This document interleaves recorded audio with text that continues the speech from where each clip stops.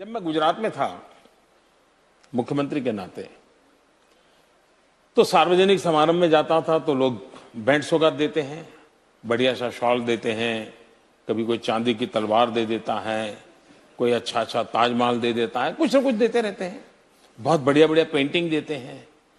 तो मैं भी इंसान हूं, मेरा भी मन करता है यार ये बहुत बढ़िया पेंटिंग इस घर में दीवार पे लगाऊंगा, मेहमान आएंगे तो अच्छा लगेगा। ये बढ़िया से मूर्ति दी है, यहां रखूंगा तो बहुत अच्छा। मेरा भी मन कर, आपका भी मन करेगा? करेगा या नहीं करेगा? मेरा मन नहीं करता था। और मैं ये सारी चीजें सरकार का जो ट्रेजरी होता है, तोशाखाना बोलते हैं, उसमें डाल देता था। वो भी बड़े तंग आ गए, ये सब क्या सब्जी से आप बारियां बेच देते हो। मैंने कहा मैं कहाँ रखूंगा भाई, मेरे कौन संभालेगा इन चीजों को, कोई उसके लिए किसी को रखना पड़ेगा मुझे, मैं दे देता